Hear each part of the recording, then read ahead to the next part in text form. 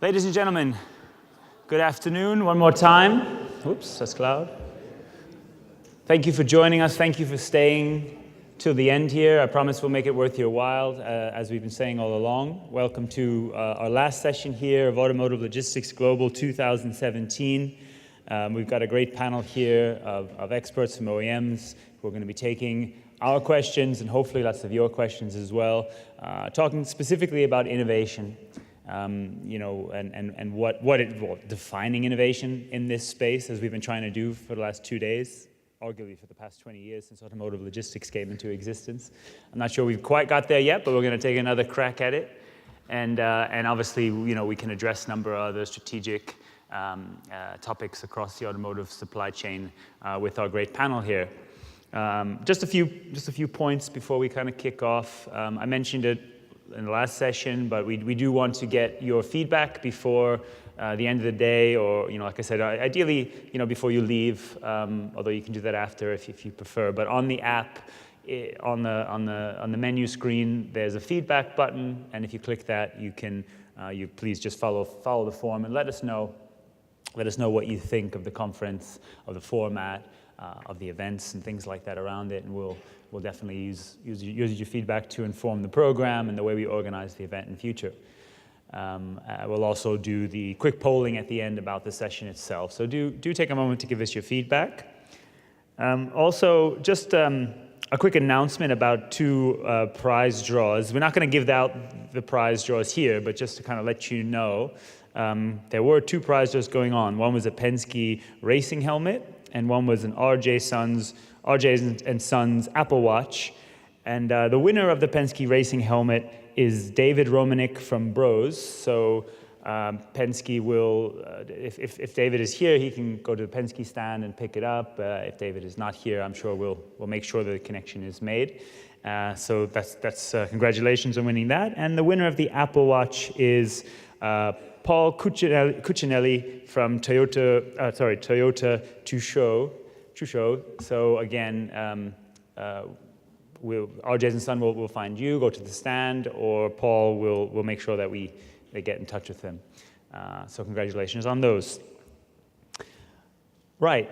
So I think it's been a very fascinating couple of days. We spent a lot of time talking about disruption, talking about change. I guess it's probably hardly an automotive subject matter that we can talk about these days that isn't focused on what's coming down with digitalization, with autonomous vehicles, with EVs, with mobility services. I mean, there's so much.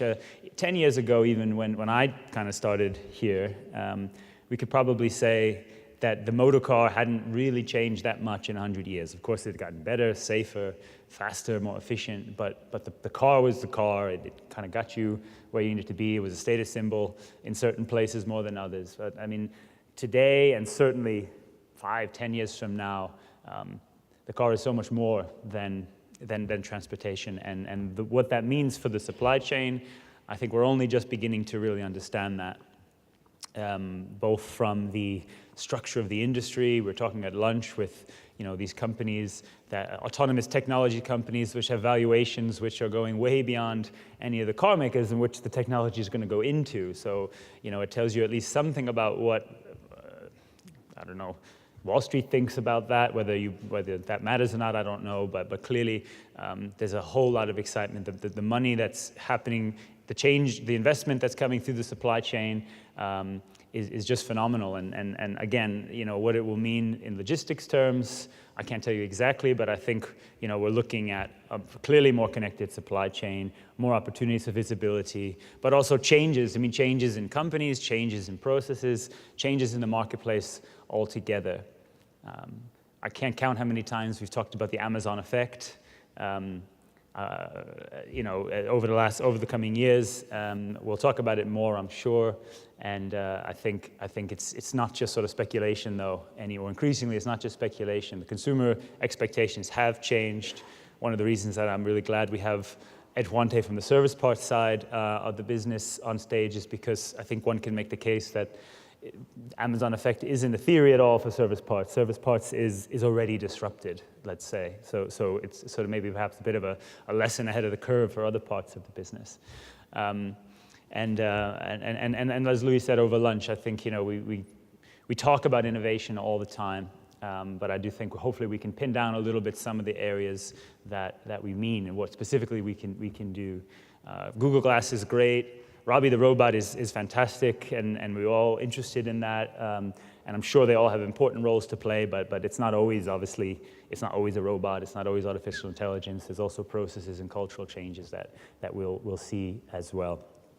So let me introduce our panel to you, and then, like I said, we're looking forward to a lively discussion. Some of the panelists you would have met earlier on stage. So first, Jeffery Estes, who is on the inbound side for Toyota Motor North America. So thanks again, Jeff, for joining us. We got a 2-for-1 Toyota panel for you today. Ed Huante, who's general manager on the service parts side. So I think Toyota is in a one Toyota transition now, so there is more connection than there used to be. They used to be on the other sides of the country. Now they're together, and we even got them on stage. But again, it is different sides of the business, and as I said, I think that'll be really interesting to talk about what's the different trends that we see impacting logistics on either side. Very pleased to welcome back Matthias Schulz, who's the Director of Material Planning and Logistics for North America at Ford. And Dana McBrien, of course, Associate Chief Advisor for Logistics at Honda North America. So between our panels, we do cover the kind of length and breadth of the supply chain. And so we got a chance to kind of tackle any of your points, questions, comments, concerns.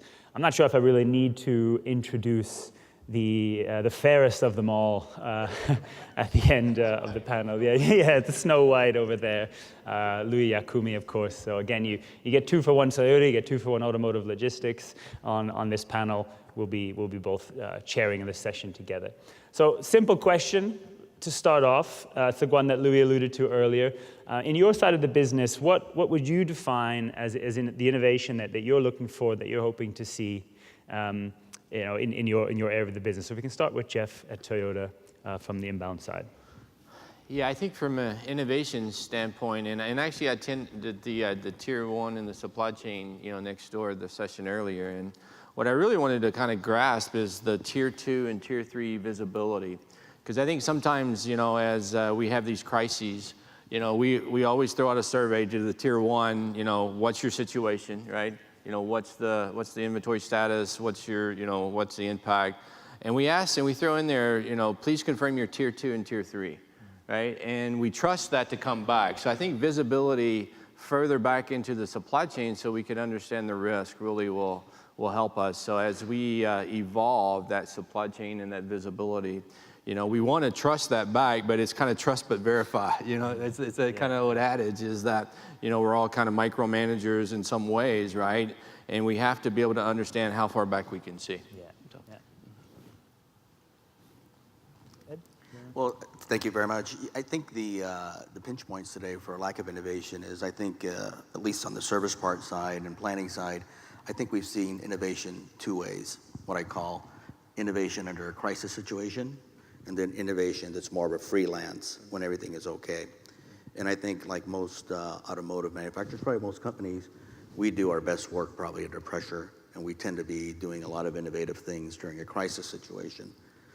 With the weather situation that it is today and the earthquakes that you're seeing on the headline news today, during the recession around 2009, 2010, somebody who was either in my job or my boss's job during the recession thought innovatively and said, we really need to come up with better business continuity strategy. And even though it's something as simple as business continuity, to see the picture when you're in the frame, because it's hard to see the picture when you're in the frame, but to step out of the recession mode and say, we need to plan for these life-changing catastrophic events. We need to change for IT, we need a business continuity for IT systems going down, electricity being lost, transportation companies going bankrupt. All these things that somebody thought about are in place. I can't remember the last time that we had this many hurricanes, earthquakes, and really big events, and from our distribution centers from Florida to Atlanta, Orlando, Puerto Rico, Mexico right now. We're really busy, just trying to maintain reopening one while another one is closing, it seems like, just to keep everybody safe. But I'm happy to tell you that in a non-crisis situation, some of our leaders and my predecessors, somebody had the foresight to put together these business continuity strategies.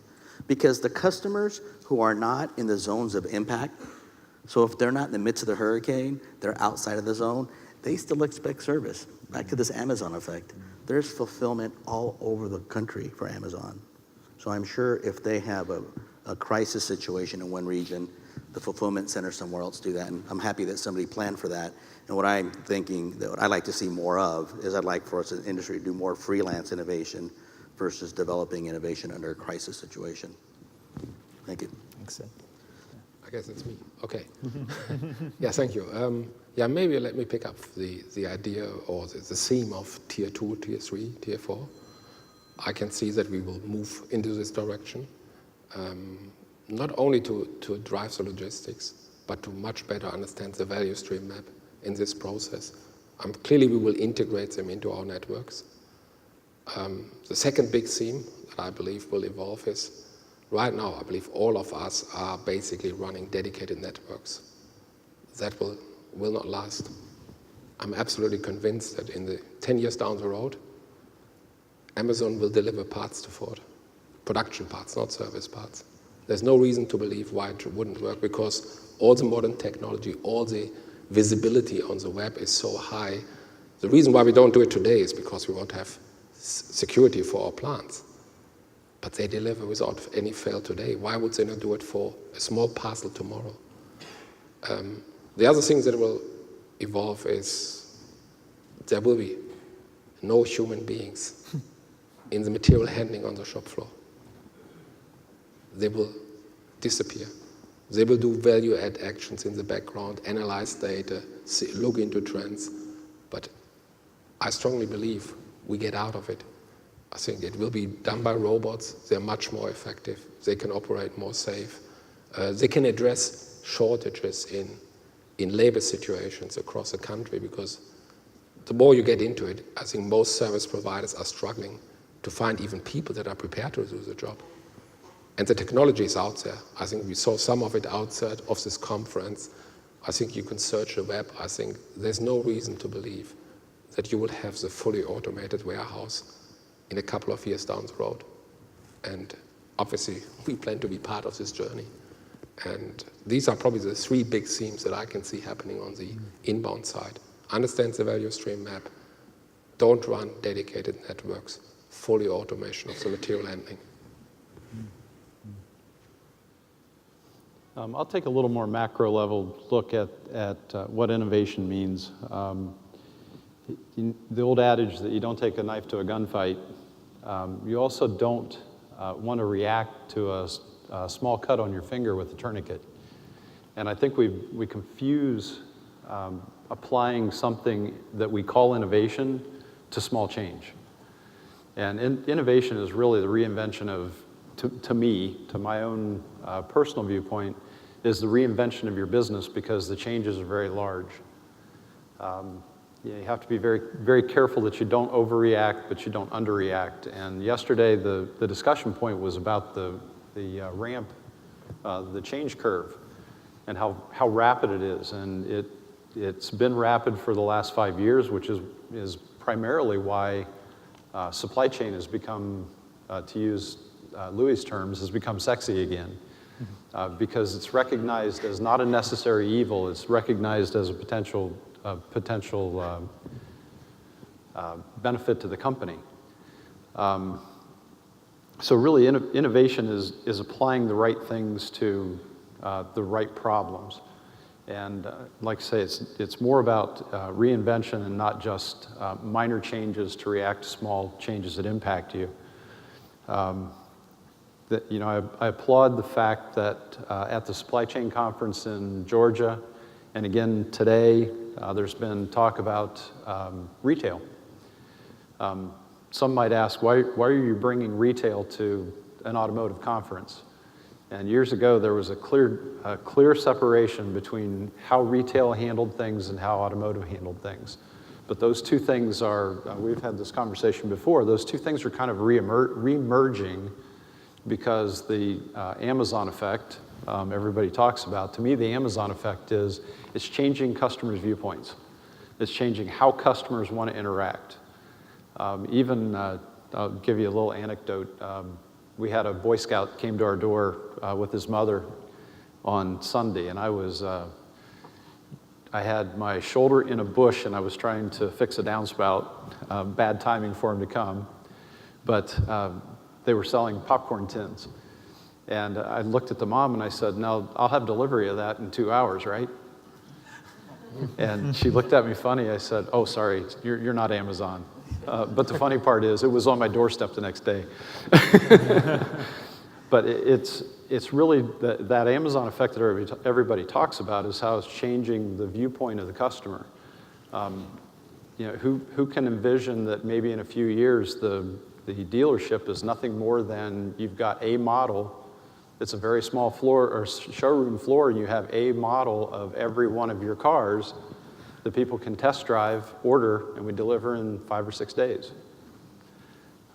Who knows where that's going, and how far the Amazon effect pushes everybody. One of the things I view as changing the auto industry is for anybody who's probably over 40, you can remember that going and buying a car was like a family adventure day. Go kick the tires, and I want this one. I don't want one like it, I want this one. But now the research is done so heavily on the front end that all you have to do is walk in and say, I want this car, this color, and these features. So that's a big change from 10, 20 years ago. So really the innovation that you have to apply to those types of changes is much different than the customer wants a different feature. Firstly, I'd like to, the point that you made before. Anyone who looks at this panel and thinks logistics isn't sexy, I don't know. And also on your point about the Amazon effect, really, despite being a relatively young man, when I bought a car recently, and the way I bought a car, and I'm not despite the fact that I'm in automotive logistics, I'm not a car expert, but I'm a huge Amazon customer, Amazon Prime. I think they visit our door about 5 times a day. So when I was buying the car, I kind of made a general thing. I kind of want it to be hybrid. I rang up a car manufacturer and said, I think you do one. And he referred me on and so on. So I looked at the one that he did. I think I looked at the website barely, rang the dealership and said, I want one of those. They said, come in, and I know rather it was my wife's really, and the other thing that makes me a kind of modern driver is we've got a family car. I don't even have a car, really. I get the metro or whatever you call it, the underground train into the office, and if there's other journeys, I take Uber. But because it was going to be my wife driving it, said to me, can we go and see it? I said, oh, okay, if you really want to. We went to see it, and our cars traditionally have been black. I said, can I have one of those but in black? I said, we haven't got one. We can get you one in about 2 weeks. What have you got quicker than that? So we got a grey. To be honest, if it had been pink or something, then I would have waited 2 weeks. But they had one there in a grey, so I said, I'll take that one. And they said, okay, when can you come in for a test drive? I said, that's okay. We'll just take the grey one and just let me know when it's in. So that's kind of the Amazon experience that's made me buy something as expensive as a car. So it is something that, even someone at my age, 35, Put him on the spot. is looking at buying cars in that kind of way. But my question is, it's kind of about innovation. On the session, almost the whole conference is about innovation. But do you get a chance to dream? To think of, what I'd really, really like. Do you get a chance to do that? And if you do you then follow it up? Is there a way of following up? Or do you even, weekend, you see, I don't know, a sci-fi movie, The Jetsons or something, you think, I've got a great idea, yeah. But by the time you get into the office, there's, a million emails, 3 appointments and and a hurricane somewhere. Do you get a chance to stop and dream? And should you if you don't, isn't it very important to make the chance to stop and dream? Because I think if we don't dream, sorry, and I'm talking too much, but hey, I'm the organizer of the conference, I do what I want. But there was a recent story about the London Olympics. The film producer who was doing the opening of the London Olympics wanted 1,000 drummers. That was his vision, that was his dream, because of the noise more than anything and the effect. He spoke to the people, they said, no, our budget, 1,000 drummers will cost us £1 million and whatever. I said, but I want that, that's what I want. I want the sound, I want the vision. In the end, what they did is they just picked up, got like almost crowdsourced, and everyone picked up something, a bucket, a dustbin, a trash can, a box, whatever it was, and he got the effect that he wanted. But the fact is he had the chance to dream, and he had a chance to try and implement that. Do you guys even have the chance to dream and look at what we can do as game changers, as Dana was saying, not, maybe if we can get an extra 2% out of our cube utilization? Matt. Oh, it's me. Well, okay. Well, first of all, I always thought you're only 29, but It's my moisturizer. there we go. So I learned something today, so that was very helpful. I think I would like to pick up what Dana said. I think it's not about what I dream; it's what the customers dream of. Mm-hmm. I think that's a point. And you were making reference to car ownership. Well, the concept might not exist in 10 years from now. So it's good to have a dream how it can improve the car ownership experience, but it still assumes it's out there. I know we talked about dealerships here. You've got one derivative of everything. Well, Tesla is more like an Apple store, right? I mean, we need to get out of what we want. What do our customer wants? The customer wants the Amazon experience. The customer wants to move from A to B. I think in big cities, they will disappear. Everybody knows that the autonomous vehicles, they will not be for retail. This is fleet business. And fleet business is basically providing a service to people. So I might have lots of dreams, and they might be heavily driven by what I know, and I'm trying to optimize them, might be even innovative. But reality is the customer might move in a totally different direction. The customer expects something to be instantaneously. And I'm lacking any imagination if I call through whatever service, my autonomous vehicle, that somebody will call for color or for series or for a feature. He just wants to go from A to B. And how can I enable it? And now I'm back into, obviously, if I want to be successful as a car manufacturer, I need to be part of this value stream, because that's where the money will be made. The vehicles will become hardware, and the software is what makes the money. That's why I need to focus on. Yes, we still need to produce the hardware, of course, but this will not be the important part of the business. The important part of the business, how can I ensure that the customer gets what he wants?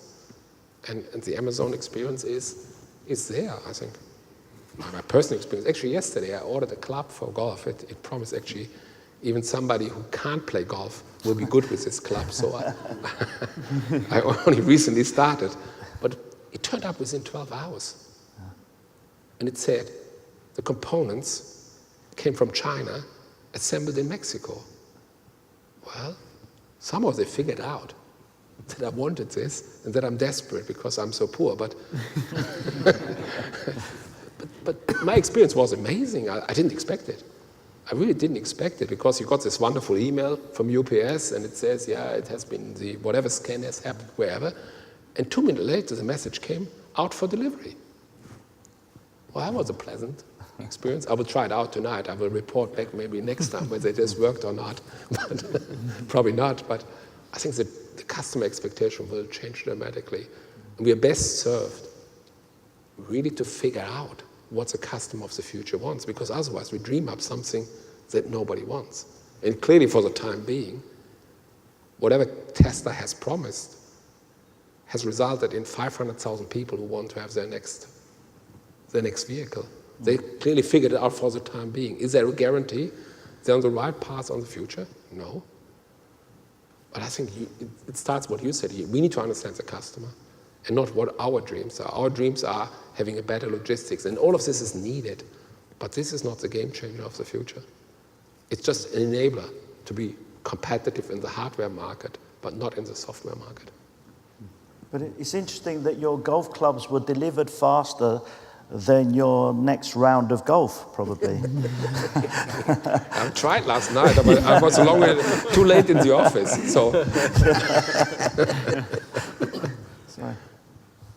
Ed or Jeff? I guess I would first respond to that with part of our maturation process is I no longer dream at night as much as I do during the day, right? but we call that vision, right? We don't call it dreaming, right? Yeah. So I think as senior leaders are expected to set that vision for our teams, right? And we have to have the knowledge and the understanding of the market changes that are going on and to be able to do that responsibly. And particularly in the logistics field, you know, it's point A to point B on the delivery side, right? And at the lowest cost and the shortest amount of lead time, you know, that's what we're all striving for, right? So how do we embrace innovation and technology to drive those improvements for ourselves? So, you know, I think our job is to set that vision and to kind of understand and have that connection with our customers, I think, as Matthias is saying, is we have to really grasp that and understand that and set that vision for our teams. Mm-hmm. You know, Lou, I like to quote my boss on this part. He tells me, because we're in the automotive business, he says, Eddie, don't spend too much time looking in the rearview mirror. Spend most of your time looking out the windshield. There's a reason why the windshield is bigger than the rearview mirror, right? And when we're driving forward, we have to look out the windshield most of the time. It's dangerous to look just in the rearview mirror. So I really like that analogy when it comes to innovation and dreaming. And I think that you have to make time to dream and think differently, both for the external customer, for the business, and to also retain good talent. Because today's workforce is hard to come by, and we need to make sure we're doing all three things: taking care of the customer, taking care of our business, and also retaining good talent. I use this analogy a lot, but you know, a lot of us in large corporations have these legacy systems that been around for years, decades. And that old adage that says, if it's not broken, don't fix it. Well, it's great because they're pretty reliable, and we all know it's a really hard business case to write return on investment on a really good system that's not broken. But what's really interesting is when we got to this new generation of team members that everybody's hiring, they're not just not using Microsoft Office anymore. They use apps and tablets for everything.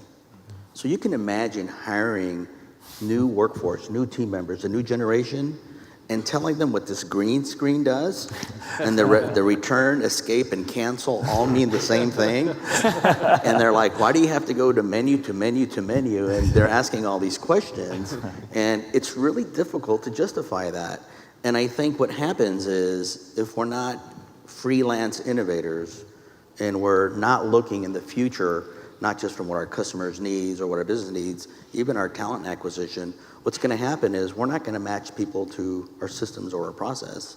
So we've got a dream for all three, and I'm really glad that we do work for good visionaries at our companies, and even during the toughest times, we have to make that time to dream, and I think that's where leaders, good leaders, are strategic leaders with some management, some subject matter expertise, but our job is to spend most of our time strategically, and I think that's what we're able to dream. Can we ask him what kind of car he bought? Well, I think he's trying to be coy, but I mean, this Bugatti Veyron, gold-plated, is really beautiful, I have to say, which he's And the hybrid in particular. Yeah, the hybrid. We're dying to know what kind of car he bought. What about, I mean, this will of course depend upon which part of the supply chain you're really talking about, but you know, talking broadly, in your companies, is logistics a strategic function? Is logistics seen as something that can win a customer over, that can, you know, that is worth investing in to improve in the company, beyond the fact that, okay, it costs X company X billion per year, because it will. So it just, and has that changed? Is that something that you've changed? I mean, Dana will know, some of you will know, we're quite reflective right now because we just put together our 20th anniversary issue, so we've been asking people these sorts of questions anyway. But so maybe we can have some perspective from the panel. Starting with me, I guess I would say that as the OEM, our customers really don't see the value or the non-value added logistics in their final product, right? And I think someone mentioned earlier, it's a necessary thing that costs a lot of money for all of us. I would say that's probably right. So our challenge is how to mitigate those costs to keep the prices down for the end customer. And I really don't think maybe on the finished vehicle side, and our customer does care about that delivery model, but on the inbound side, they don't really care about that at all. So I think it's up to us to be able to manage that supply chain effectively. So. I think our competitive advantage is our logistics infrastructure. I think that we have distribution centers or separation centers, and if you look at one group, like of course Jeff and I are one company, so when we look at Toyota Motors North America, I'm not looking at just the retail side of it. I'm looking from where are the suppliers, where are the separation centers, and how do we integrate and maximize our investment everywhere. And I'm happy to say that we're in probably the third or fourth year where at Toyota Motors North America, from a profitability standpoint, all our supply for service parts and for OE are under the same commercial contracts. They're under the same full trailer load carriers, so we have the same carriers for both the service parts inbound as well as our OE inbound. And I'm really happy to tell you that our separation centers and milk runs are now integrated. So the reason I say it's really good is by doing that, it forced our service parts operation, who generally use the looser method because of course we have safety stock for customer demand, it forced us to be better. So we've reduced the amount of equipment that we use in our in-base logistics. We reduced the lead time, eliminated the stagnation and dwell in just about every stage of the inbound operations. And I'm happy to tell you, just in 2017, just in a North American site, Hebron, Kentucky, we've eliminated about 17 cubic square meters of space because we're able to bring in a just-in-time inventory and actually make space where there wasn't any. So I had 6 off-site storage locations at the beginning of 2017 because certain parts of this 1 million square foot center was out of space. It was at 110% capacity. Today, those same areas are at 69, 70% capacity. So there is a competitive advantage from a cost. And from a customer standpoint, our PDCs offer a retail fulfillment experience, just like Walmart did. They're basically using the back side of their stores as distribution centers, and I think you heard the employees are making deliveries. Well, we used to be a company that would allow our dealers to order once a day. Now our dealers can order multiple times a day. And we have the same shotgun service that aftermarkets, just like Pet Boys or Crow. These guys all have shotgun deliveries. Well, we now have same-day service. You can get an order in by 10, get the part delivered by 1, and that's in addition to the stock replenishment or critical order. So I think we do have logistics inbound and in the retail network. It is our competitive advantage, and we paid for it already. Let's use it 24 hours a day, 7 days a week, because it's already paid for.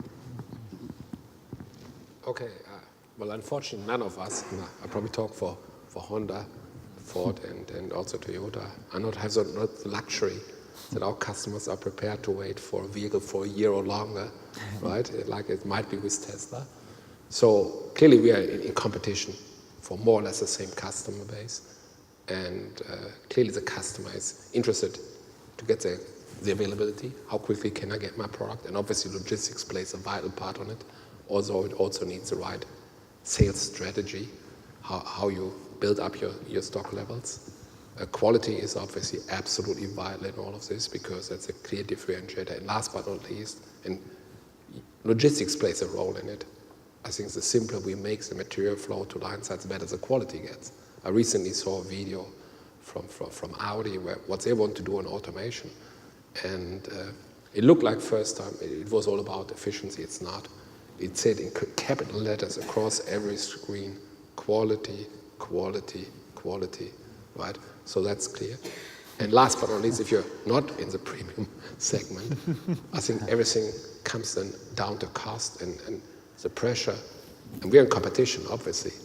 And whoever is more effective can reduce the cost. And logistics plays a vital role in the cost of producing a vehicle. It's significant cost, and therefore we need to run it down. And thankfully I had the opportunity both to see a Honda facility and a Toyota facility recently.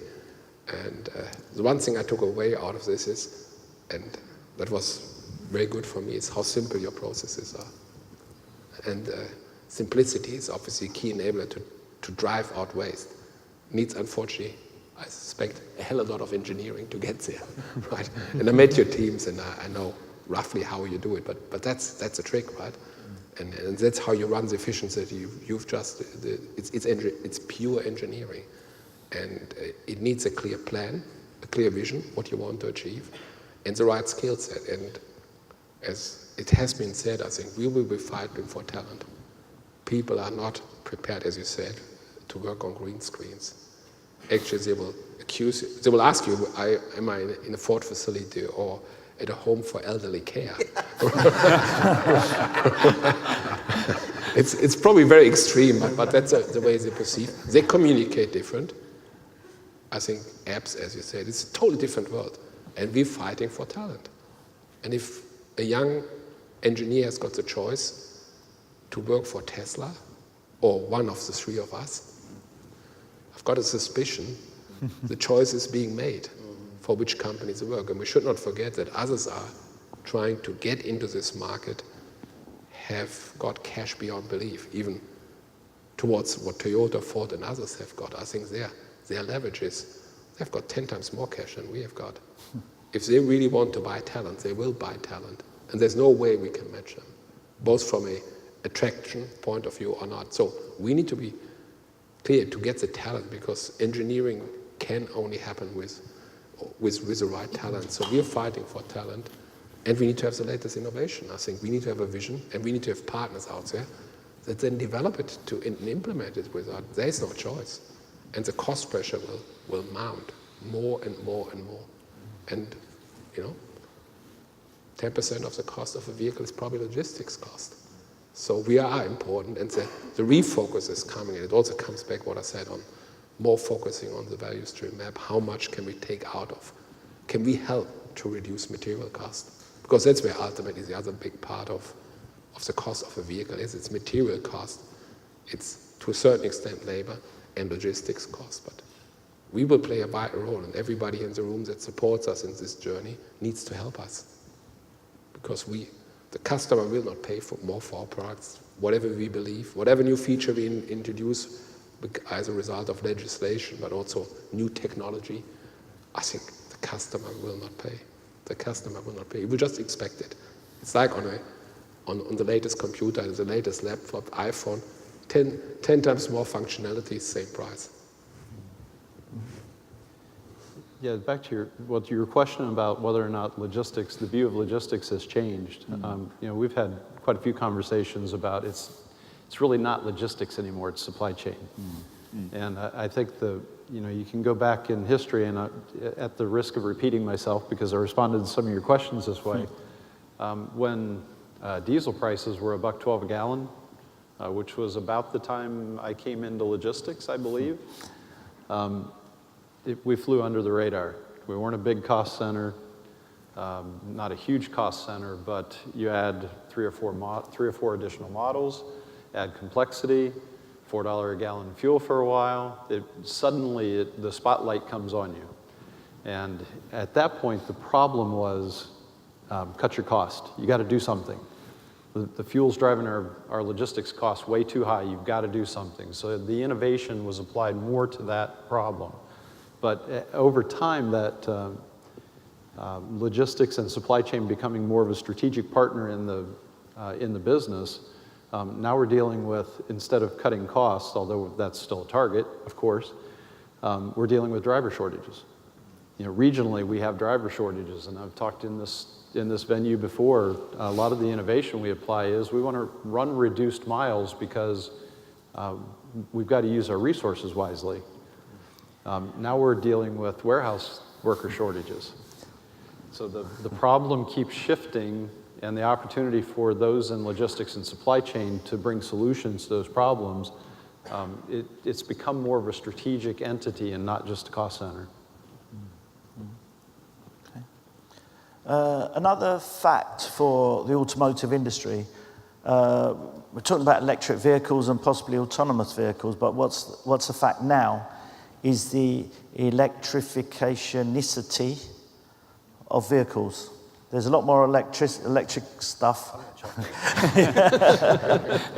I can tell you that's right, because I won a Scrabble competition because of that. But there's a lot more electrical components in the cars.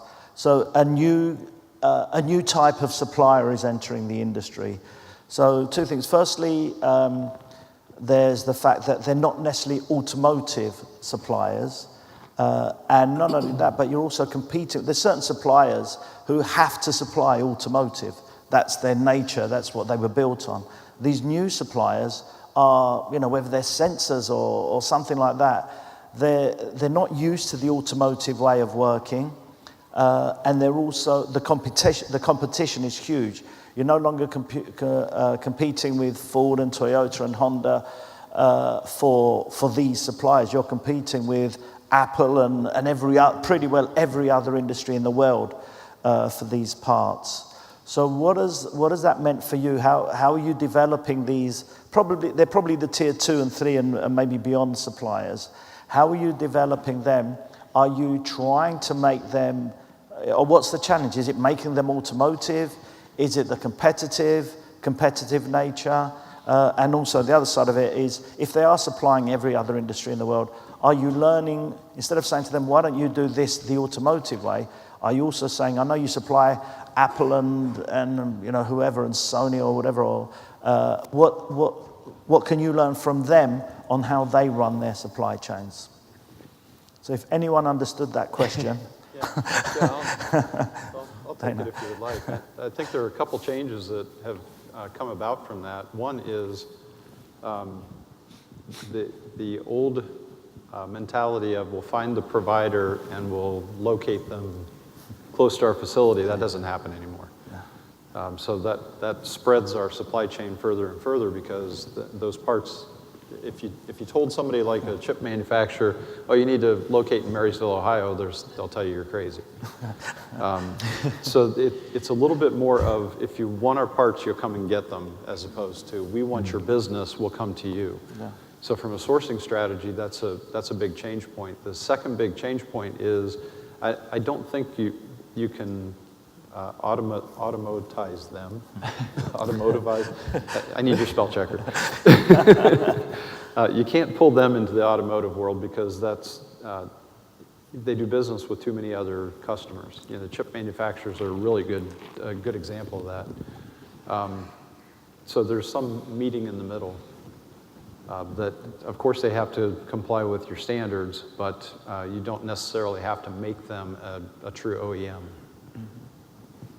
So there's compromise. Yeah, I would echo what Dana is saying. I think we're learning from those guys and gals as well, or those companies, and you don't try to make them fit. We obviously have new supplier, instruction training and manuals and standards, and it's just the rigidity of those standards have to be more flexible, I think. And as you understand those supply chains, and as you get more reactive and understand their business, you have to be able to adapt, because they are the ones that are going to be supplying you, right? And there's no one else, right? So you have to be willing to be open-minded and learn from them as well. And I'll offer you a different perspective, because I think I always want to offer you the after-sales perspective. So after a new vehicle is sold, us as OEMs, we owe our customers, depending on our supply and availability. Ours at Toyota is 5 years current model plus 15 years past model, for a total of 20 years. And we have a pretty generous, for most commodities, it's a pretty generous ownership support process that we have. What we're finding, electrical companies are very innovative companies. They're generally the ones working with innovative other companies, and they don't like me because I asked him to hold past model tooling, and I asked him to hold old technology, because I still need to support our customers. So, you know, the vehicles that we've made that are all electric vehicles, like the most recent RAV4 had a limited supply of electrification. It's a different supply base. Dana's right. They're not close to where we want them to be. We have to go to them.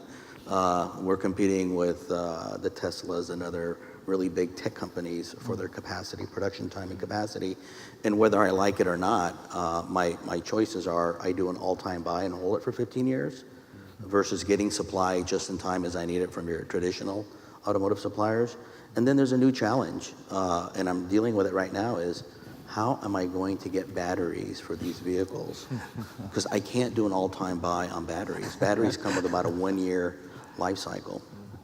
And you know, it's a different market. So it is changing after the vehicle is sold as well. So, and you know, we're still working our way through that, to be honest with you.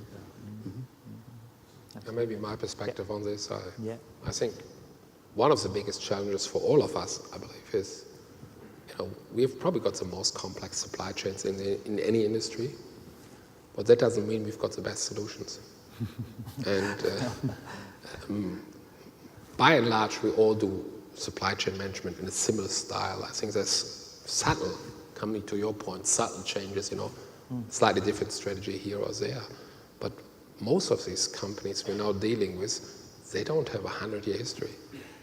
They don't even know what a green screen is, right? Because they never had it, they never had the legacy. So I strongly believe it's a huge learning opportunity for all of us if we are prepared to accept being complex doesn't mean you're the best. And it's sometimes eye-opening what they have got to offer and how simplistic it is. And we should not forget that these companies, when they talk to the Teslas of the world, they talk the same language. They sometimes hardly understand what we're saying. Right? It sounds really strange, but that's the way it is. And we need to be prepared not only to talk and to teach, and we're good at teaching, right? But also to listen and learn. Thank you. Any questions from the audience? We don't want to leave you stranded out there. We'll have mics going around, so if at any point you do have a question, just put your hand up and we'll get a mic to you. And there is the app as well. Right. You can use the app for questions, and hopefully this time, there were 2 questions on the app and I missed them both, but this time I'm actually looking. Yeah, I saw you say I received here this book as a state-of-the-art way Yeah. of recording my thoughts. So. You can also The answers are in there. So they interpret them. Well, that's the answer that the conference gives me. Oh yeah, you can put a question on a postcard and post it to the board and Gearboard. Make sure Matthias answers it by next year. One of the presentations we saw earlier from Volkswagen, not a secret, talked about just in one plant, 300 different systems and interfaces just in the supply chain area alone. And that, okay, it's a new plant, also with group systems, but I'm sure that sounds familiar to any of your companies. So, I mean, it's just, I can't even begin to understand what all those different systems and interfaces are, but is there a strategy to get around on this? I mean, with the cloud technology which is available, with the software as a service, with all this potential that maybe a startup can come along fresh and clean with, an OEM can't just erase its old systems, but is there in the supply chain area a more concerted effort to standardize this and to move away from that setup? Yeah, the short answer is yes, right? We, I think, probably all have strategies for internal logistics and external logistics and yard management and those things. I think just kind of being visionary or dreaming a little bit, if we're, I wouldn't use the term if we're all lucky, but if we all do our jobs well, in 10 years, we'll still be able to make things and sell them, right? And so I see it as our job to be in constant pursuit of perfecting the process. And I think with that pursuit of perfection, you have to have strategies, on every phase of your delivery points, I guess, if you will, right? From the, again, back to the tier 3, through the tier 2 to 1, and cross-docking and all of that. I think you have to have a strategy which is going to help you improve and define whether or not you're going to be able to compete in 10 years to be able to earn that business. And I think, again, getting back to the vision standpoint, you have to understand the change points on that side to be able to interpret and develop that strategy as well. I think it's a really good question. Most recently, as we began to integrate with the manufacturing and the service part side, looks like the service part side, believe it or not, was a little bit ahead of yard management system planning. And we had some really large distribution centers that were doing 300 to 400 containers a day that we had to really look at for yard management. So went to Jeff's boss back before Jeff had this job, and we asked what are we going to do with the manufacturing plants and separation centers, and they told us which provider they're going to use. So we use the same provider. So now the in-house manufacturing system integrates with the yard management system, integrates with the transportation management system, reintegrates with the yard management system, and then integrates with our in-house warehouse management system. So, we have to look at those strategies as how do we begin to standardize them. And my ask is to our providers here, our fantastic service providers who are here. One of the worst things that I see in our business, in the automotive, inside the OEMs, and the panel can comment on this, our folks like to invent in-house systems. And one of the challenges when we're doing the yard management system, and I put a challenge, said, you have to buy a canned off-the-shelf. I want a COT system, and you cannot modify it because we'll lose a warranty on it. And when you start putting that out to everybody that they have to use a COT system untouched, just put it in, it's probably the scariest time over the last 2-3 years when we put in the yard management systems. But, they work just great. And as a matter of fact, some of our ASN and EDI data that we couldn't get to work really well through our own network by using these COT systems, they were more modern. They actually improved our systems and our information coming in. So what we ask is, as our service providers, is if one of you has a transportation management system and one of you has a really good yard management system and one of you has some incredible warehouses with warehouse management systems, and together you can come to us and say, we think we have a system solution for you. That's the best way to support us, at least at Toyota Motors North America, because coming up with systems capital or coming up with approved business cases for systems is really hard in this environment. So anytime we can leverage what's already out there, any canned off the shelf would be fantastic. That's the best advice I can give to everybody. Yeah, so first of all, I think this is now the time to apologize that I didn't make yesterday's conference, because it was a missed opportunity, as I've now found out. Because I could have used the data this morning in a meeting we had in Ford, I think, because I was accused we've got too many IT systems, but I could have said, well, we've got 270, which is 10% better than VW. So I really missed here an opportunity. But it comes back to, I think, we need to believe in totally. If we develop it in-house, I will have 10 years down the road, 265 systems, right? And they will still not be state of the art. I think we need to believe in what is in the cloud, apps, whatever we can grab. And the key question comes back to how do we run our, for example, the transport management system. And we all know that there are mega IT systems out there. I'm not yet convinced that's the way to go, because they appear to be equally sophisticated, if not even more sophisticated, what we've got right now.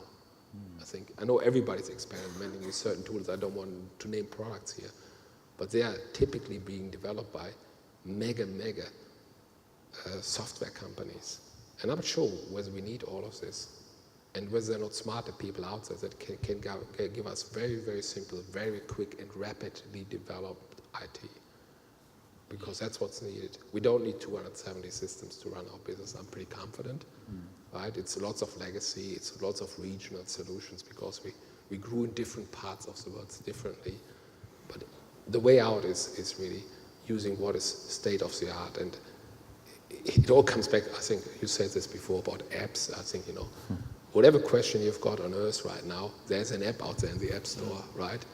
And the interesting thing is they all work.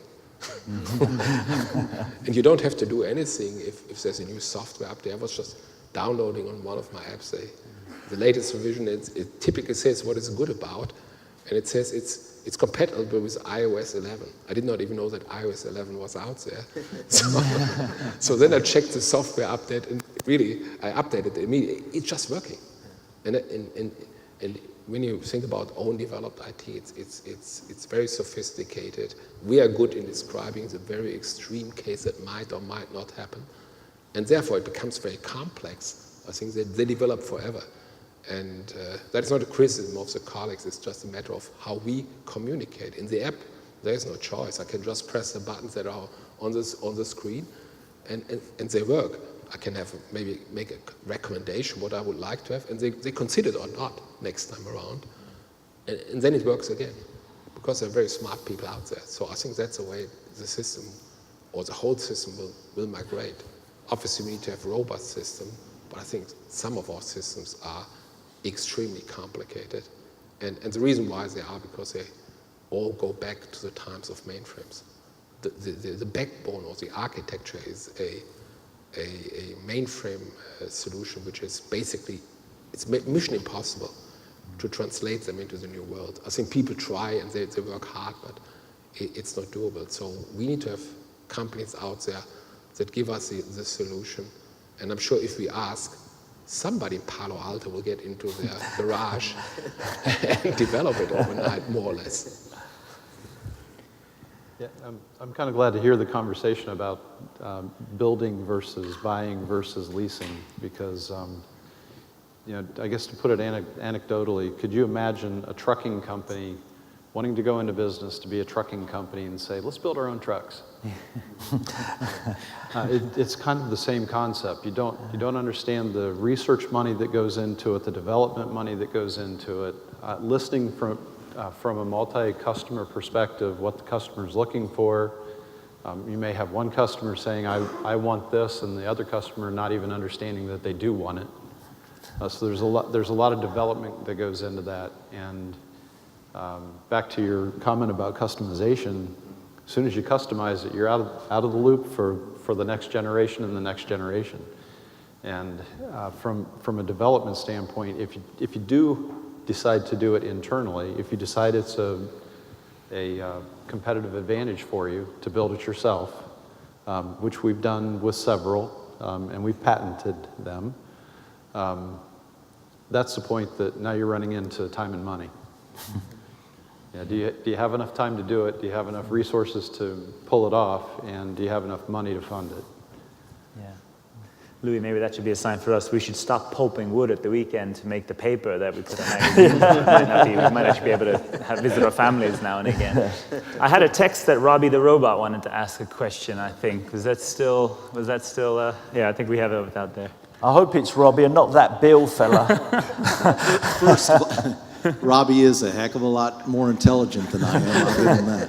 I do, if I may, I'd like to ask you to take a bit of a left-hand turn and give me your opinions on, we seem to live in a period where the stock market has lost all logic. We have huge valuations of companies that have never even come close to profit, and yet your valuations seem to be very low comparatively. How do you get past the restrictions that are implied then to you from lack of capital to accomplish the dreams that you've all shared with us today? What do you do in that environment?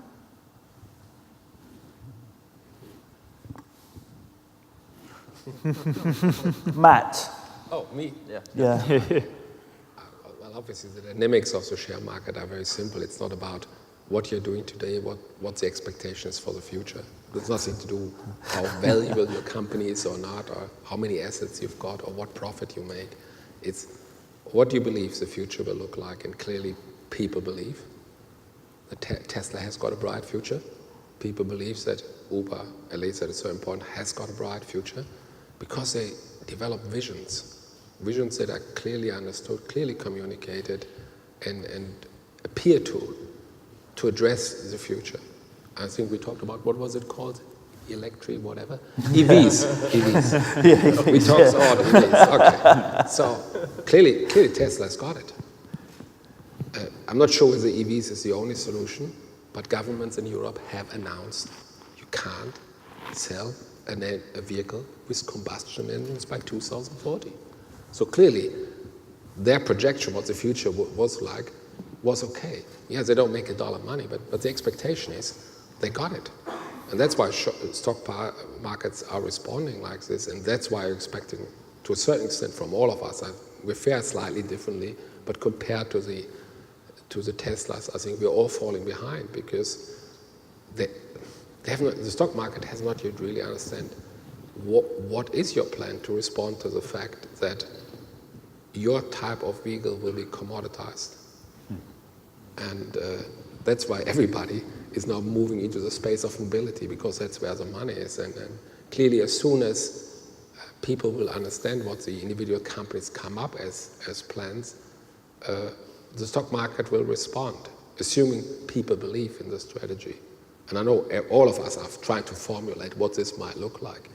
But if we are going out to the market and saying, well, the 2019 model year is even sexier than the 2018 model year, I don't think this will change the stock price at all. Actually, it might drive it further down, because we will be accused of lack of vision. And that has nothing to do with profitability. I mean, everybody knows what's happened, where the stock prices are of our companies, and we are by and large very profitable companies. But that is not what is being honored. It's what is your vision for the year 2025, and are you in line what the analysts and therefore the stock market expects what will happen or not? Well, let me try to answer without getting fired.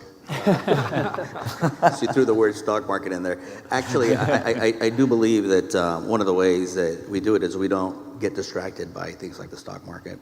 I think at Toyota Motors North America, I'm happy to tell you that we operate off of 3 basic fundamentals. And first of all, it's called the global ocean. Our priorities are first set globally. And I was fortunate enough to attend a global meeting last week where I sat with the service part engineering groups from China, Thailand, Japan, Europe, and the global leaders. We come together and we basically harmonize and really work off global standards, and we try to align our efforts to support one global vision.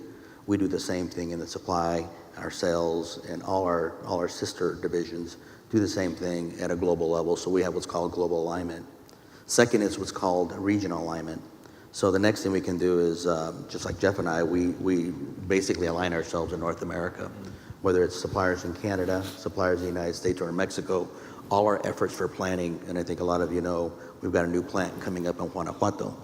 And even though I'm going to get service parts from there, I'm working directly with our logistics control group, or my counterpart, she is, working directly with them, making sure that our strategies are aligned. So we take the global priorities, move them into regional priorities, and we align ourselves again. And then thirdly, in the domestic market, we look at the customer priorities. Because it doesn't matter how efficient we can make cars or how much money we can save or how profitable we can be. If our customers stop buying our product, whether it's new cars or service parts or accessories or financing, then it's not really going to help anybody's bottom line. So the fact of the matter is, we're not distracted. We follow the global priorities, the regional priorities, and then we follow the customer priorities and try to react to local market needs of our customers.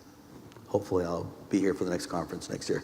I may just, maybe, just from Bill's question there a little bit, as I understood it, I think, and this isn't in my wheelhouse, but we obviously as Toyota have, divested into different technologies on the finished vehicle side, right, of what's really going to be, willing to sell or able to sell in the next 20 to 30 years. And I think we kind of take that same approach by not putting all of our eggs in one basket from a logistics standpoint, and there's a lot of good technology out there and innovation, and we try to do more smaller scale type of pilot activities to understand what the value add is for us. And, I think with a lean supply chain that we have, we understand the interruptions are going to be very, very continuous, I guess, or very urgent and hit us pretty quickly, but how do we get more proactive, and how do we use the tools and innovation to help us become more predictive, and managing that data and understanding the data and that kind of thing. So,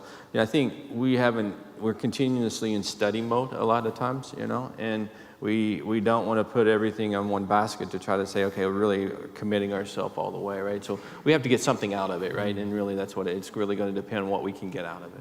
So, if that makes sense. So I'm going to take a really simple approach at your question, Bill. Was that from Bill or was? I can't tell the difference. From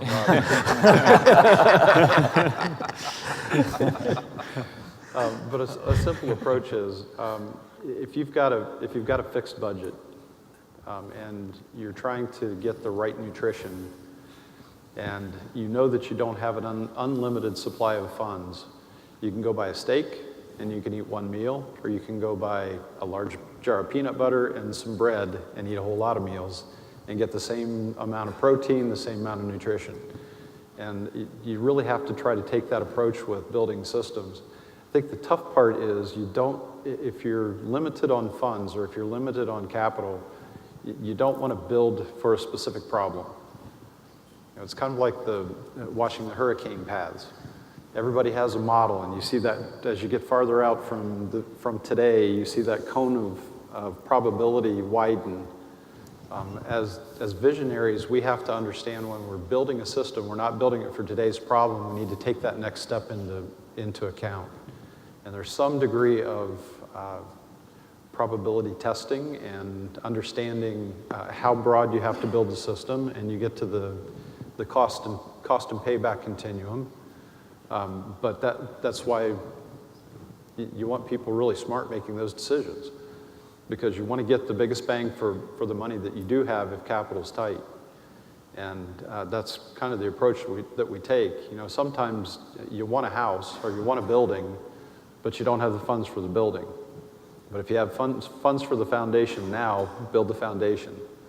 And in a couple of years, people will drive by that saying, where'd that building come from? You may have to build it in pieces, but that's what requires that vision to understand this is where we want to get to. I may not have the funds to do it today, but over the next 3 years, I'll get there. And that building's not going to be sized and not going to be proportionate or have a use to have a single today problem resolution. It's got to solve today's problems. It's got to solve tomorrow's problems. I think we had a question in the corner over there. Hi, my name's Cameron Balzer with DHL Supply Chain, and my question would just be about 3D printing. Where would you see 3D printing fitting with production and replacement parts and the opportunities there for the future? Start with Ed, I think, because that's maybe the most obvious place to... Maybe start with your service parts. Service parts, yeah. I think, sorry to sound so scared about 3D printing, but I mean, I think one of the best parts about being in the service parts business is that whether it's a make versus buy decision when the vehicle is being made, you got to really think about how much quality went into the R&D process. So just in the R&D process, whether it's at a supplier or in one of our in-house manufacturing companies, we had some really good quality engineers looking at doing R&D. Secondly, is when it's really now being made on the line, whether it's a supplier or in-house, there's a lot of quality assurance that's taking place with that component that's being done. When it becomes a resale service part, it goes through something called service parts determination or something called service unit determination. So you wouldn't go buy a whole seat for your vehicle if just a handle was broken. So there's a lot of decisions that are going into even the ownership cost and the quality of just replacing that component versus replacing a whole assembly. And then from that point on, we use those service parts to actually rectify and correct warranty replacements. So there's quality, quality, quality, quality all the way through. I think it's just something we have to do as an industry if we're going to use 3D printing is decide in the service parts world what is a non-quality decision risk. So I don't know what it is at this point, maybe a radio knob or something like that. You know, it could be something that simple, but we have to decide what's quality. I think we can also look at things that are 15 years old, for example. A vehicle that's 15 years old, it's a trim piece. It's really hard for our suppliers to maintain old tooling and maintain it as well. So I think it's imminent, it's gonna happen. I just think that we're so used to having such good control of quality that giving 3D printing up completely to a supplier without all that pre-quality is just something we have to work through. But I think it's imminent. I just think it's gonna still be a little bit longer. I would agree. I think it will happen. There's no shadow of a doubt. Somebody will figure out to resolve the speed of printing parts. Somebody will figure out all the quality issues that come with it. It's just a matter of how quick it will happen. It will just happen. And we're better part of this journey, because otherwise somebody else will be first, right? And to what extent, I don't know. I'm sure probably will not build engines, right, out of 3D printing, but even that I would not rule out, right? But there will be lots and lots of parts that we immediately come to fruition, I think. The ones where the quality requirements are not that high, or the likelihood that you can get it wrong not high. The printers will go at an enormous speed pretty soon, and we will produce production parts. I'm absolutely convinced, which obviously has got a challenge to the overall logistics industry, right? Like we have got to position ourselves differently. There might be well be the need for the logistics companies to do exactly the same, because if, and the day will come, you produce a complete vehicle out of 3D printing, what does this mean to logistics? Well, what does it mean to us? I mean, that is probably not something that will happen in 3, 4, 5 years down the road, but in 15 years, why not? And then if you're a trucking company, there might be a challenge. You might only move the raw material. But the same for us, I think. As soon as you've got autonomous vehicles, how many vehicles will you really sell? The utilization of cars will go up. I think right now they stand still most of the day. Tomorrow they will drive all day long. So to answer your question, it will happen. It will happen. It's just a matter of when. Matthias, sorry, do you have another question? I didn't want to ignore. Was that a question over here? Yeah, right here in front. Right, towards the front here. Becky, just put your hand up. Yeah, thank you.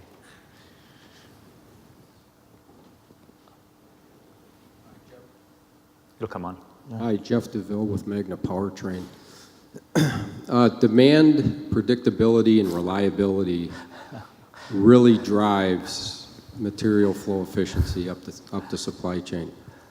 And the lack of that and the working capital impacts all the way up the supply chain, basically those costs get passed on to you and the consumer. So I'd like to know what the OEMs are doing to improve demand predictability that we could look forward to, from tier 1 all the way up the supply chain. Yeah, I'll take that. That's something that really hasn't been, at least for Honda, it really hasn't been in the spotlight. As far as understanding what the impact is for the whole bullwhip effect back through the supply chain. We're starting to understand that. We're starting to quantify it. Not just demand predictability for what we forecast in the 830 matches the 862, but even on a daily basis what we build. There are a lot of plant limitations that go into scheduling the facility. We're now starting to question those limitations that the manufacturing sites are putting on the scheduling aspect to say, are they really that big? Are they must or are they want? Does it impact equipment efficiency, or does it impact the planner efficiency? Because the impact back through the supply chain, when you set a strategy for your inbound logistics, and then every day that model looks different and it never matches what you did from a planning standpoint, that's a big problem. And we're starting to be able to quantify what that problem really looks like in dollars and cents, and drive back to the planning groups about looking at those plant limitations and saying they're not real. They might be real in somebody's mind, but they're not an impact that will offset what we're losing in the supply chain, what we're causing at the suppliers. I spent a lot of years working in the procurement groups, ran the Marysville procurement group, and I've done a lot of study of what Honda does to the supply base if we do A, B, or C. And I have a very good understanding of how bad it can be. There are people inside the organization that are sensitive to that. Are we going to turn that around 6 months to a year, probably not. But I think I can say from Honda's point of view, we're trying to address some of that because it's impacting our inbound supply chain. It's impacting our inbound consolidation center operations, and we know it spills on back to the supply base in that bullwhip effect. I think one of the key contributing factor in all of this is how we control our complexity of the product. Obviously, Toyota and Honda is a little bit ahead of Ford on complexity, because that is obviously a driver. The less complex the product gets, the less variation you will have. Having said that, there will be external factors that we hardly can influence, and we need to be able to respond. As some people might know, I come from Germany, but there are cities in Germany that are seriously considering banning diesel cars out of the inner cities. And this happened overnight. I think the take rate of diesel engines are in free fall in Germany, right? And whatever we planned on stability, it will not happen. I think nobody's ordering a diesel car any longer in Germany, because if you're living in a bigger city and you don't know whether tomorrow you can drive into the inner city, well, it will drive instability big time, but also capacities will be challenged within a minute. And we need to be able to respond to this challenge, because clearly we still want to sell cars. And there are other disruptive factors that are happening around the globe. As I said, the French government announcing there are no combustion engines by 2040. Well, that is all happening as we speak. And God knows what Apple will come up as their offering if they ever enter the car market, right? How does it look like? We might believe it's another Tesla, but maybe it's something totally different. So there's external challenges that will be a big challenge. From our side, I think the best hope we've got is to further reduce complexity in our products, because the less complex they are, the less variability you will have. And it comes back to, is a customer, and you talked about research, and clearly he's not. It's certainly not in the car segment. He's not really interested in this huge complexity that we're offering. He's quite happy. Here's a set of features I want to have, maybe 1 to 3 layers, and off you go. So, perspective, I think something, probably my part of the business, the service part replacement, you're looking for a clear forecast, just like a Katashiki or an inline installation plan, and obviously the retail and the failure rates on the vehicles are going to drive perhaps sometimes an unplanned demand. And you could see in the service part side, especially in the collision parts during the winter months, or, this year we had 7 hailstorms across the United States. And when a hailstorm comes across the United States, these customers who are driving our product want their windshields or their sunroofs replaced right away. But we also damage all the vehicles that are sitting on the dealer lots. So we're under pressure to repair the vehicle dealer lot product that's under their floor plan that they're financing. And then we have to also take care of our customers driving our cars. So the service part impact has become greater. In Toyota Motors North America, we have about 830 North American suppliers that we're doing business with. This year, we'll be at 10% alignment. So with the purchasing department and supplier engineering and development group that works with supplier capacity, we're now about 10% of our suppliers. We consolidate our forecast 6 months, 1 year, 2 year, 3 year historical with the OE part of it. So sometimes there was this factor that was always like 5% service parts. Well, this year in the 2018 Camry, something as simple as a windshield, it used to be that Safelite, who has 50% market share of all the windshield business, was basically the dominant leader on aftermarket sales. Well, State Farm mandated that all windshields will now run through OEM for the Camry, and that's because our advanced technology and our vehicle safety systems run through the windshields. So our team was caught off guard from that announcement because insurance companies don't want to compromise the safety equipment on the vehicle. So now Safelite's like, hey buddies, how you doing, Toyota? We want to buy all your OEM windshields. So we went from 20% market share to 100% market share. And so what's happening in that situation is we've got to work directly with a supplier, but more and more and more, even in the service part, new model parts planning, we're now back into the engineering we go through this called engineering walkthrough. And something as simple as a radio. If a radio breaks down in a vehicle today, at least in some of our Toyota vehicles, you don't only just not get music, you lose your Bluetooth technology, you lose your hand-free device, and in the middle of summer, you lose your air conditioning. And it's not about not having music anymore. It's about not having a lot of features.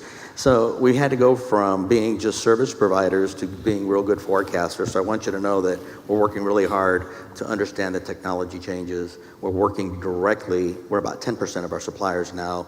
We have a combined forecast with the manufacturing, and we're trying to come with one voice to our North American suppliers that says, as Toyota Motors North America, here's our total volume. And that will include domestic OE, Jeff's export OE parts, and the service parts all in the same forecast.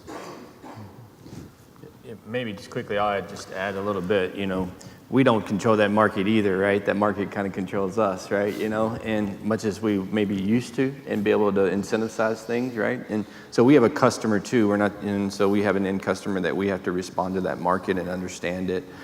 We would like stability, right? I guess if you look, probably ask any of us 3 years ago if the truck market would be 64%, SUV market would be 64%.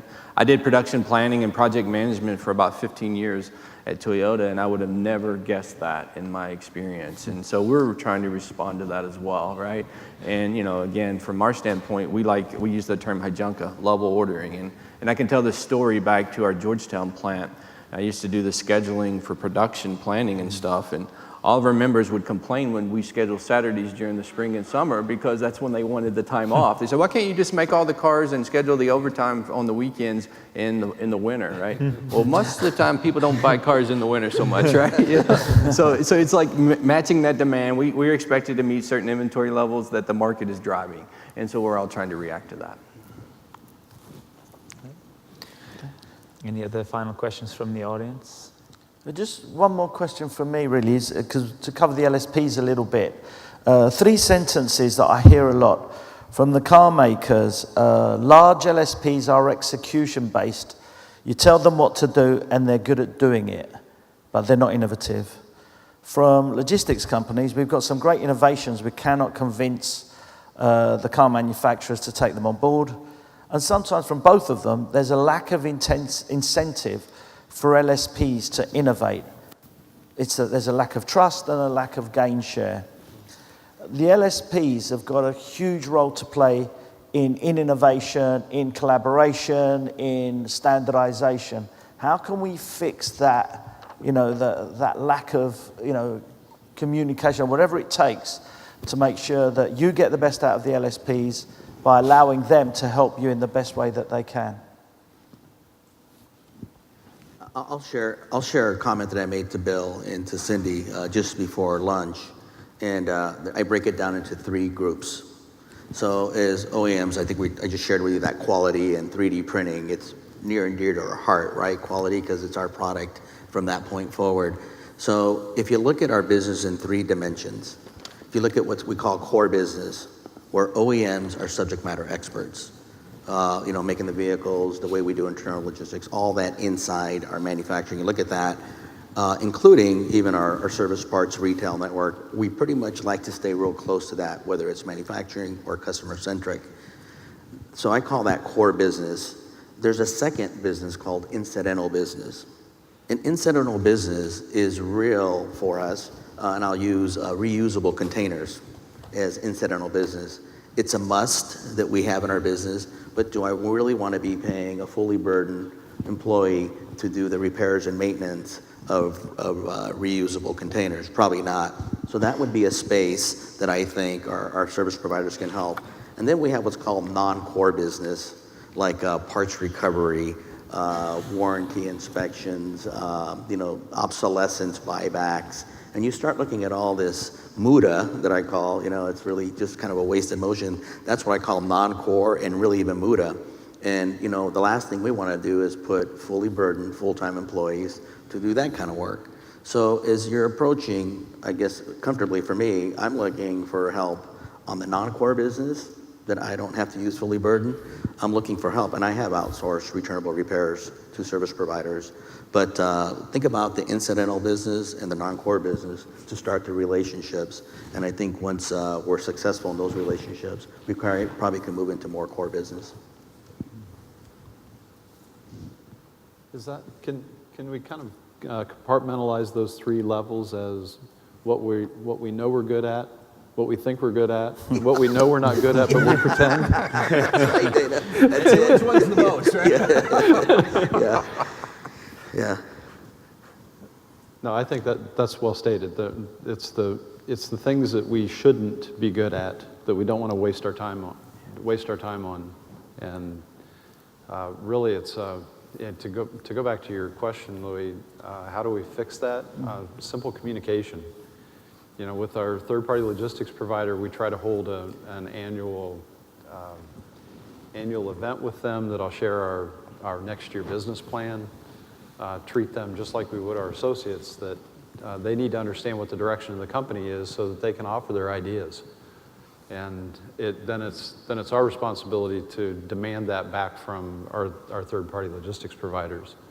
If they know what we're doing, if they know what we're expecting, and we continually ask how they're going to generate ideas and generate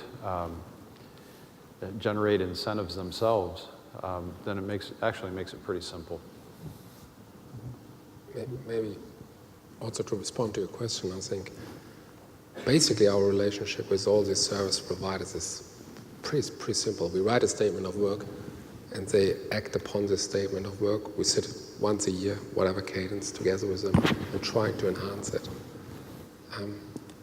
Coming back to the Amazon experience, that's not how Amazon works at all.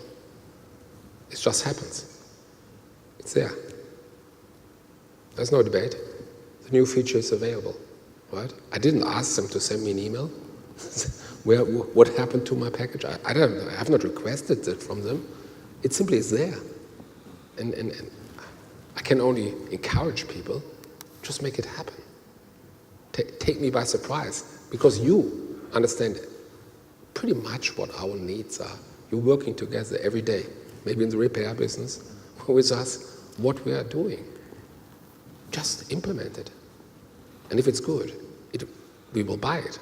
If it's not good, well, then we will not buy it. I think if my golf club didn't turn up for the next 3 months, probably I will never order again with you, right? But that's not happening. I think it's probably a little bit of an unfair criticism, because that's more or less how we act, right?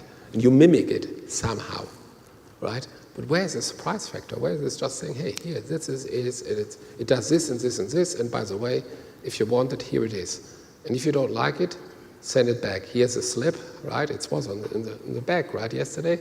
It says, if you don't like it, send it back. I mean, it's probably a big ask, and it's a bet that you will undergo. But that's why we're in business. I think that's why Tesla is currently being valued high at the stock market. They took a bet. There was no guarantee that it would ever work. They didn't have a plan that this next segment can still be moving towards profitability. They just believed in it and implemented it. There's a risk that it fails, but that needs to happen. And that would change, I'm sure, the relationship with the LSPs, any service provider we've got available to us, if it's just being offered to us as a complete product. Here it is, and it works. If you don't like it, return it back to me. I think we can. Okay. Well, I think it's the end of the session now. I hope you've enjoyed the discussion, and I hope you enjoyed the honest answers that they gave us. So I'd like to firstly thank the panel for this. Thank you very much.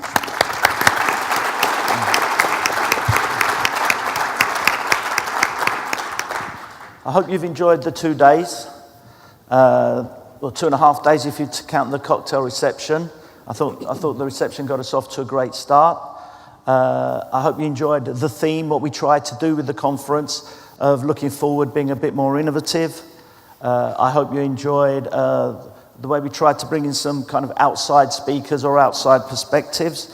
Mike Silvio, who, although he's from the industry, presented from a different perspective. Alberto Brea from Ogilvy and Mather talking about how other industries are reacting to a need disruption, and all the panels and presenters that we've had over the 2 days. A couple of the sessions we turned into panel discussions try and encourage more interaction. So I hope you enjoyed those as well. It is, it's an exciting time to be in the automotive logistics industry, but it has to be, we've got today's problems, issues, challenges to fix, but we have to look ahead and we have to have that mindset. And that's what we were trying to get across today, over the last couple of days, that we have to think differently and challenge ourselves. I'd also like to take this opportunity to thank our sponsors, Ryder, our premier sponsors, and as I've said, have been over the last 18 years, sponsors of our conferences. Our first innovation sponsor, Sergere, the gold sponsors, Accelerated Services, Air Charter Service, CNW, DHL, DSV, Volution, Time Critical, Infor, GT Nexus, Hub Group, Jack Cooper, JDA Software, Landstar, Metro Supply Chain, Penske, Protrans, RJ & Sons, Syncreon, and XPO Logistics. Our global sponsors, Changju Logistics, CDC, and Jeffco, and our silver sponsors, 4Flow, APL Logistics, CHEP, Jodis, Inform, Orbis, Proact, Royal International, and Snellica Logistics. Thank you for your support. And this year,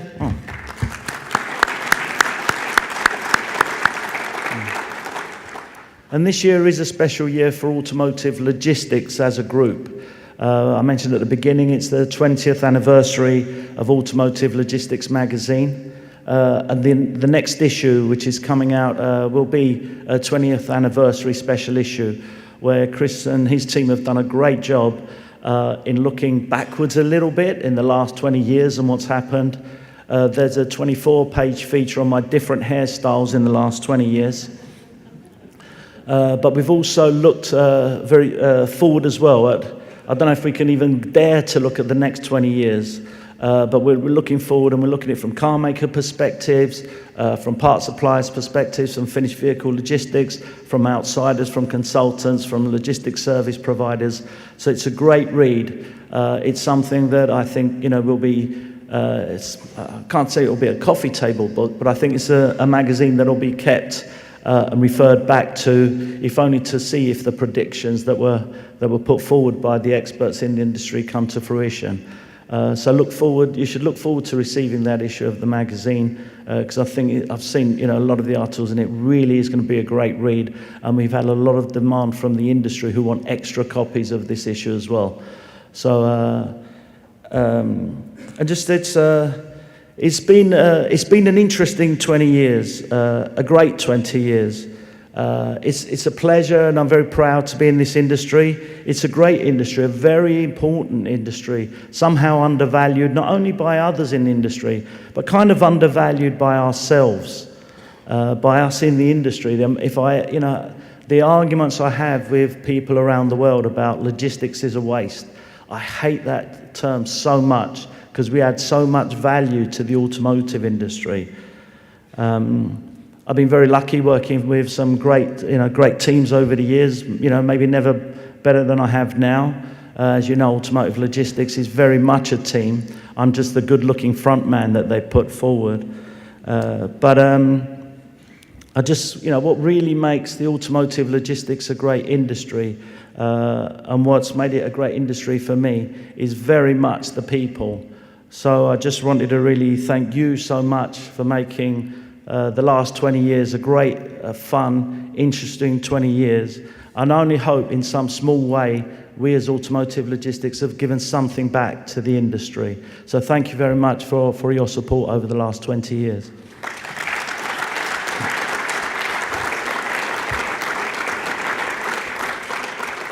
And I think as a thank you, what I'd like to do is just sing some of my favourite lines from a favourite song of mine, Minnie Riperton.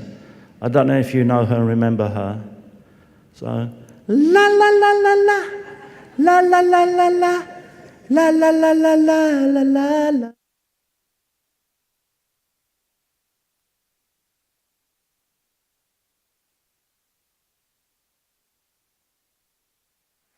Thank you, everyone.